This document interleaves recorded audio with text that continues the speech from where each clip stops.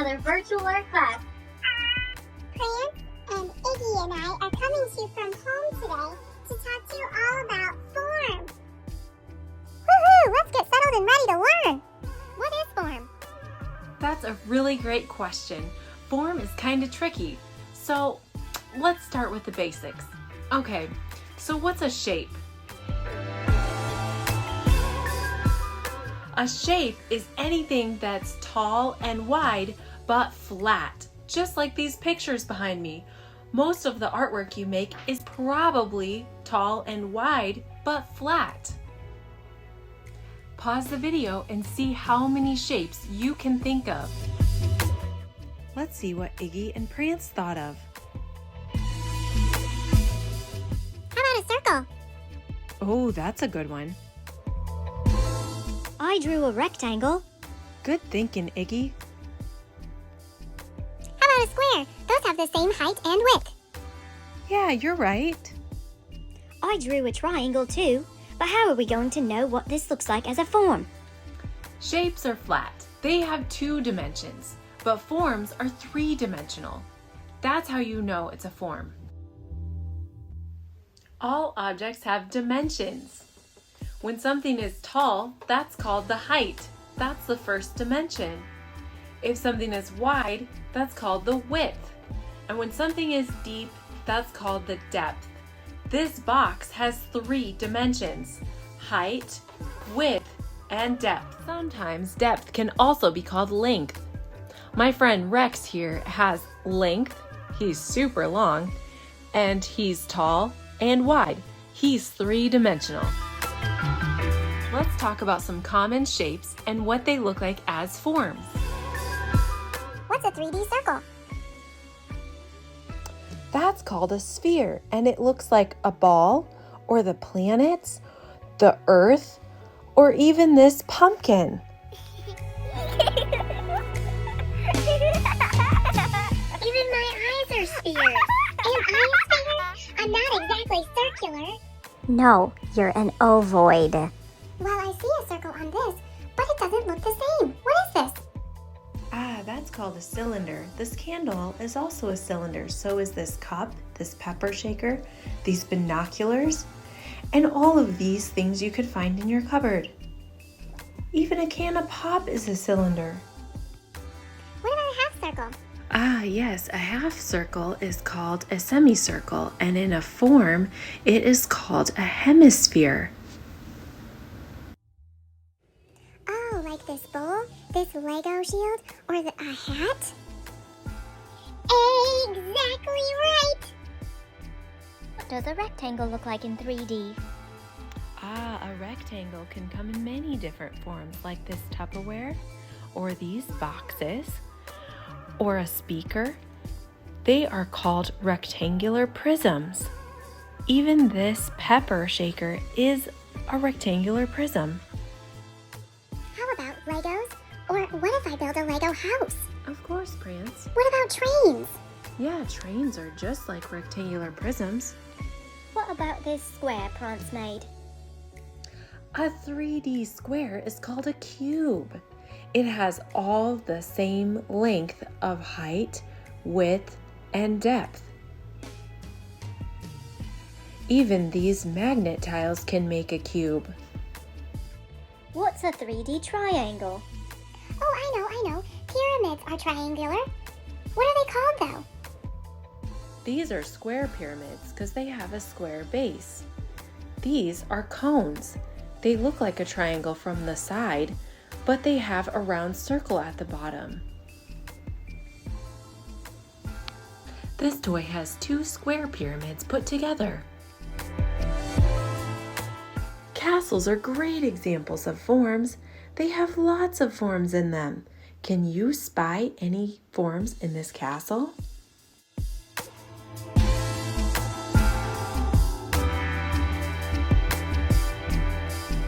I bet you have lots of 3-dimensional toys at home.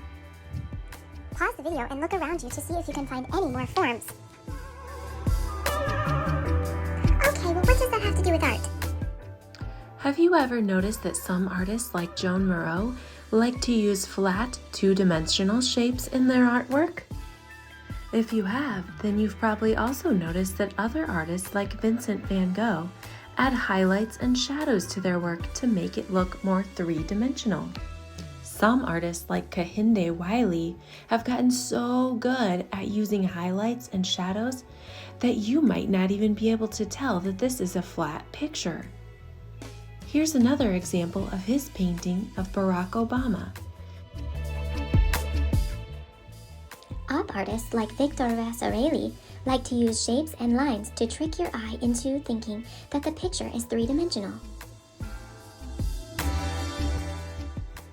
Remember when we talked about soup cans being cylinders? Pop artist Andy Warhol made lots of soup cans. Oh yeah, I've noticed lots of artists making food. This artwork is called a sculpture. This is a giant sculpture created by Claus Oldenburg. Can you tell what it is? Well yeah, it looks like a spoon with a cherry on it. But the cherry is a sphere. Sculptures are almost completely made of different types of forms. They can be made of wood, or metal, or paper, or even clay. Paper sculptures are called origami. What about those sculptures that are kind of flat? Like, you know, the ones that you're supposed to only look at from one side? Oh, those are called relief sculptures. These are made out of paper by Jeff Nishinaka. Ooh, I'm so inspired by looking at that artwork. Me too. What does inspired mean? That's a great question. When artists are inspired, that means they're excited to do something. If you're already inspired to make something, pause the video and hop on to your art supplies and make something.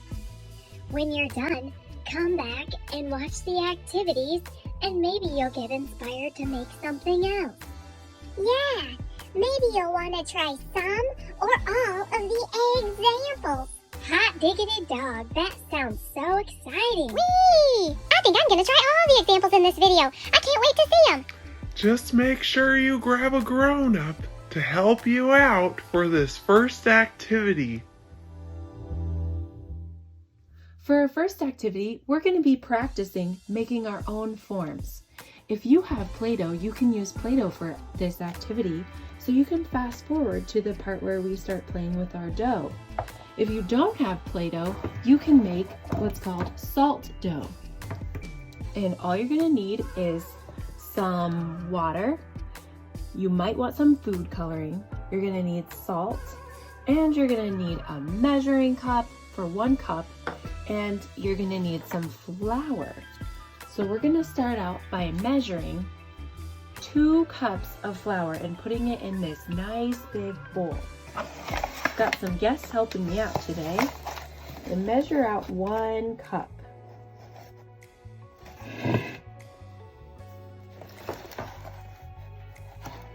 It's probably best if you do this activity with a grown-up because they can help you measure things, they can help you get things out of the cupboard, and they can be there if you need help cleaning up a big mess. Let's get a 2nd cup of that flour in our bowl.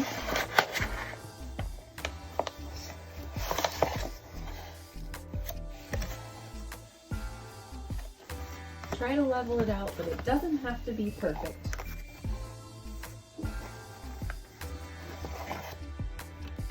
Okay, now we need 1 cup of water. You're just gonna look for a measuring cup that has a 1 cup, or you can use this one, but if you're gonna use this one, make sure you wait until after you're done measuring your dry ingredients. You wanna pour that in there?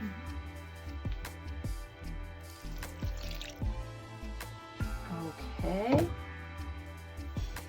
Now we're gonna measure our salt. You wanna measure this?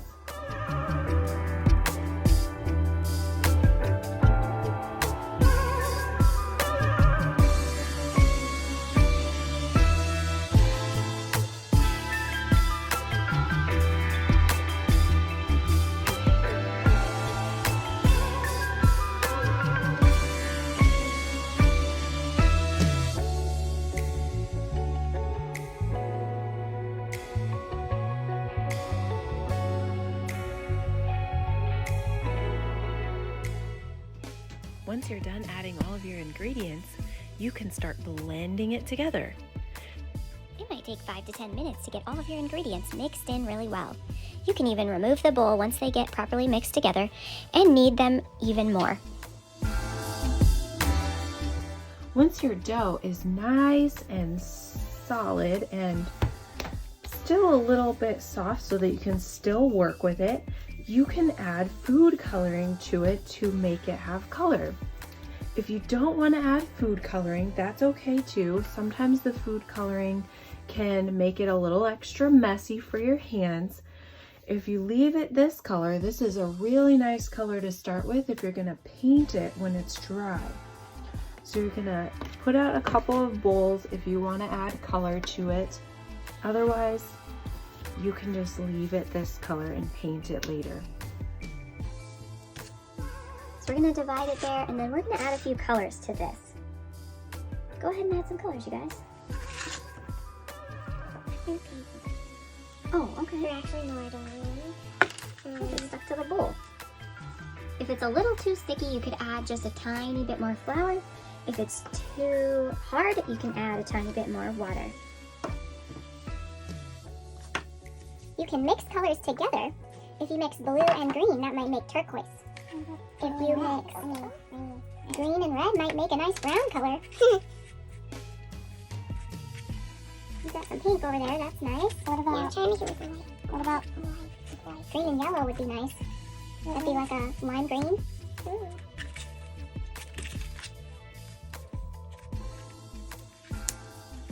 And then just go ahead and mix it around. I honestly don't Might take you a while to mix it. I honestly don't want to do this. I don't want to keep my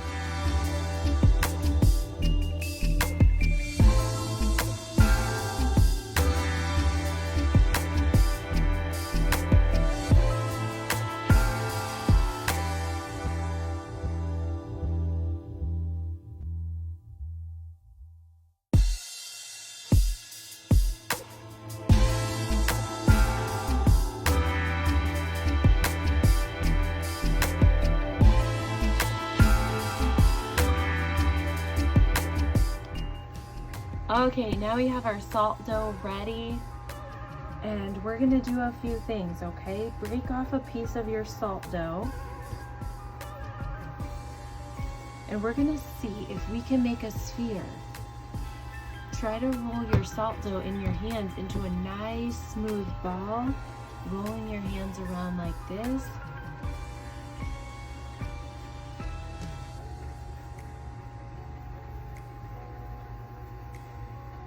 Sometimes if it gets too flat, maybe you need to do larger circles when you're rolling. You can also cup your hands and pat it like this. I made a sphere. And yours is pretty big too, buddy. Small. Yeah. Big, medium, small. Yeah. Okay, now let's try to make it into a circle. Let's flatten it down. Just pat it with your hands and flatten it down. If it's too sticky to peel off your hands, you can add a tiny bit of flour to it. Oh, can I get it off my hand?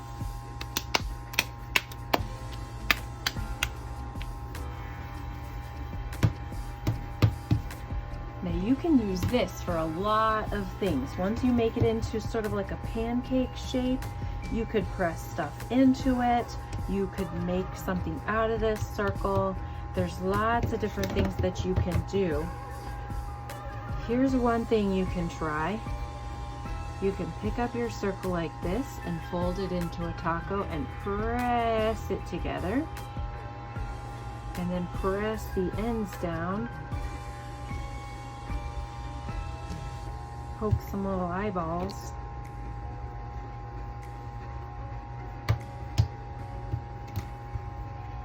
It's kind of droopy though. It's supposed to be a fish. Like my fish? Kind of looks weird. I think I'm gonna squish it and make something else. I really like yours.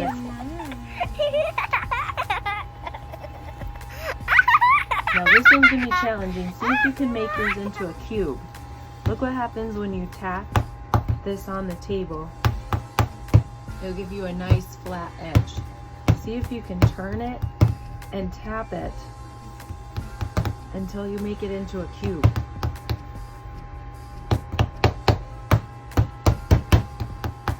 It's kind of working. More like not at all. Yeah, it's Okay. kind of tricky. There's kind of a cube. I'm going to squish it down into a little pancake again. And if you want to use all of your dough, this is kind of nice. You can make a nice handprint with this. So make a sphere first. Make a nice round sphere first. And then flatten it out.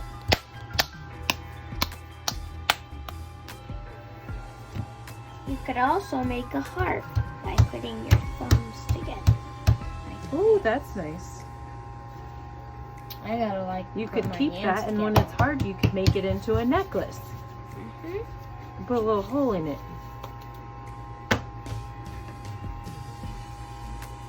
If you have a rolling pin at home, you can roll your salt dough flat with a rolling pin, or your Play-Doh flat with a rolling pin. You could make a handprint, pressing your hand really firmly into your dough. There we go. Oh, you want the dinosaurs? Yeah. We got some dinosaurs here, and we can press our dinosaurs into our salt dough too. They make some really fun prints. So all you gotta do is flatten it out again, Yep. and then turn your dinosaur to the side and press them into the dough. And it makes it look like a fossil. You could even do dinosaur footprints. Ooh, I'm gonna try that. Oh yeah. Oh, those are big footprints.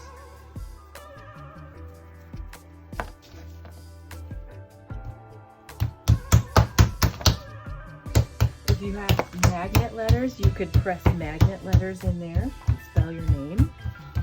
If you don't like what you made, you can just squish it up again and make something else.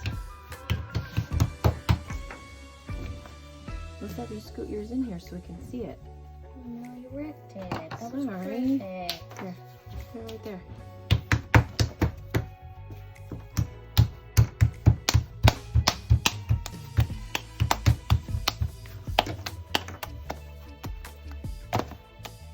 If you have cookie cutters at home, those can be really fun too. You can roll this out flat and then use some cookie cutters to cut out a shape. Can you see it? Yeah.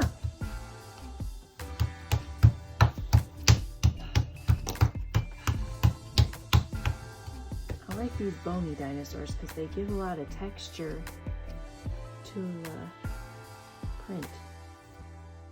That's so cool. And it looks more like a fossil.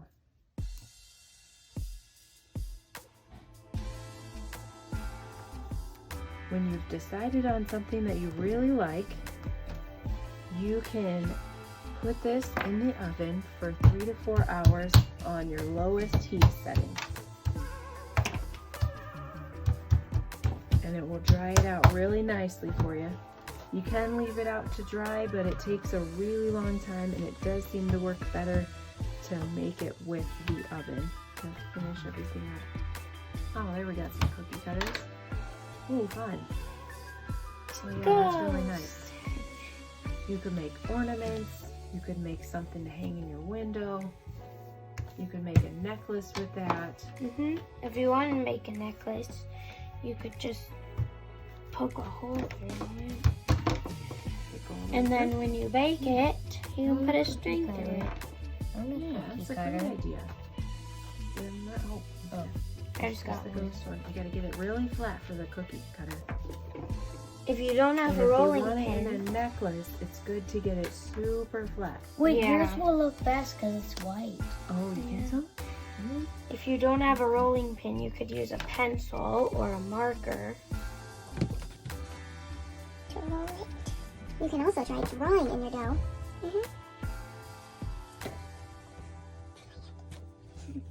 by pressing into it with things that you have around the house. Sorry. Once you take it out of the oven, then you can use some paints. If you want the paints to be more permanent, then it's a good idea to use acrylic paint instead of temper paint.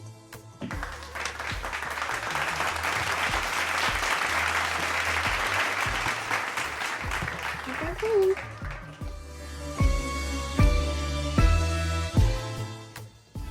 I'm going to make a three-dimensional castle tower out of this flat piece of paper. You're going to need crayons, glue, and scissors if you want to do this activity. If you don't have glue, you could also use tape. I think I'm going to use dark blue so I can see my lines really well. I'm going to draw the top of a castle tower with this type of line at the top. Then I'm going to decorate my castle with doors and windows before I cut it out. Could draw an arch for a door.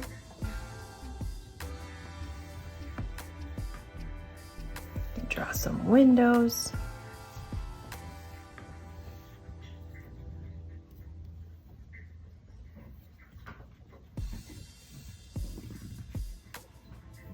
And color it all in.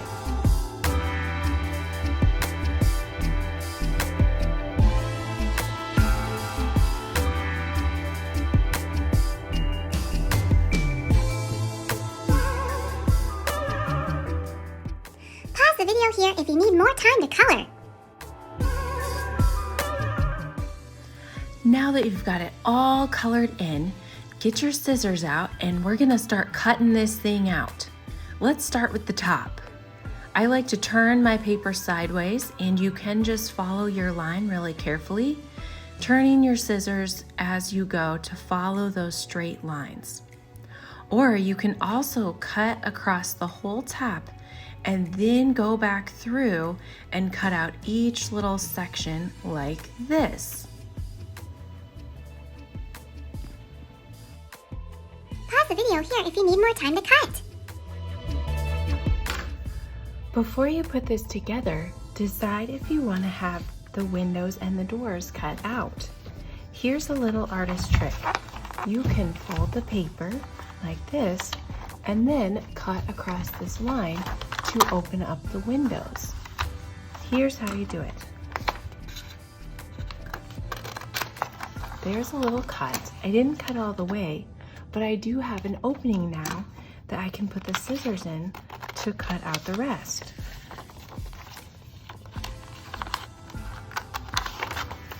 You could also have an adult help you with this part.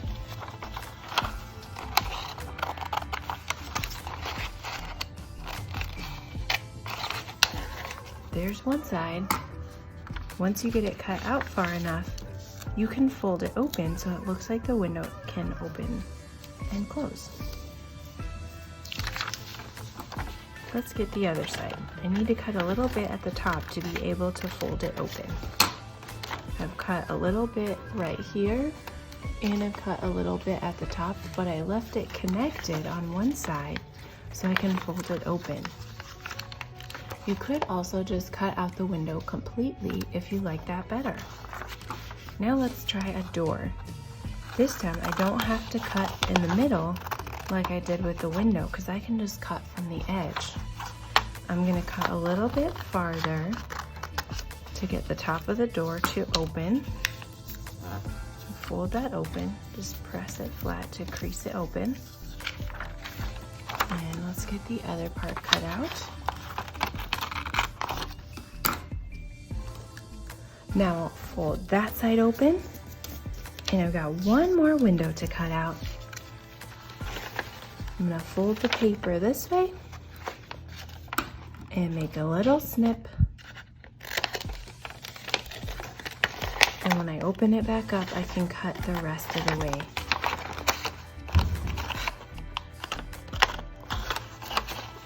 Scissors can be kind of tricky, but the more you practice, the better you'll get. It's nice to be able to do these things on your own. So if you're frustrated right now, don't worry about it. You'll get better the more you try.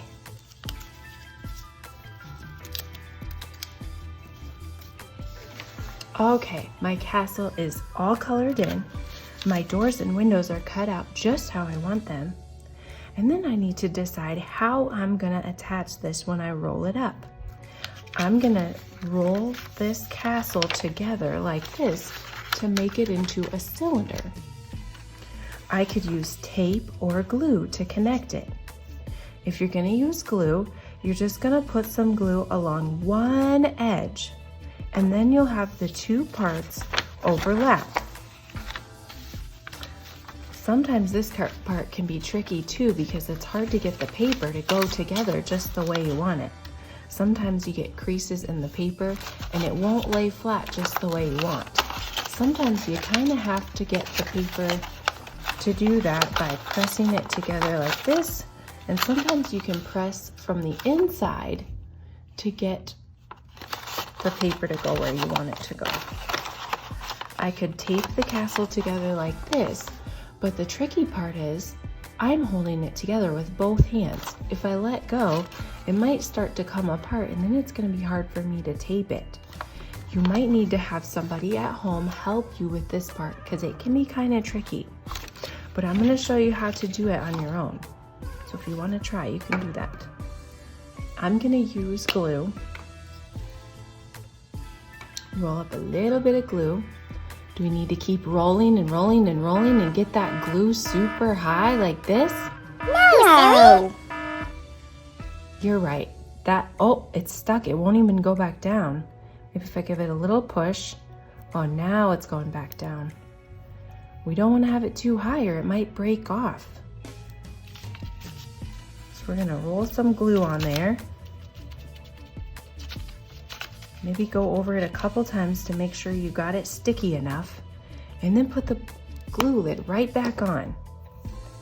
We have to roll this up right away so that the glue doesn't dry. So I'm just gonna roll it over like that, and then I'm gonna put my hands on the inside of the paper and press that together. Rub it together a few times while the glue starts to stick to the other side of the paper. Can you see how I overlapped these two pieces of paper so that it can stick to the glue? All right, now my castle is all made and it can stand up by itself. Can you see that it's a cylinder? It's round this way, but it's really tall and it looks like the shape of a bottle or a can. There we go. It's all done. Now, if you want to, you could even make little paper people to go in your castle, or you could make another castle tower to go with it, and you could tape them together. You could also get a box and put a box in between your two castle towers if you really like making these. I love my castle. It was really hard to cut out though. Yes, this was really fun. I used the cool colors. Or use the primary colors. Hope you had fun making this today. Bye. Bye. Bye.